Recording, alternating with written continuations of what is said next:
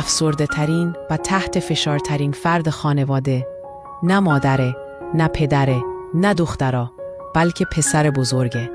پسر بزرگ خشم فروخورده‌ای رو با خودش حمل میکنه که خیلی وقتها کسی متوجهش نمیشه.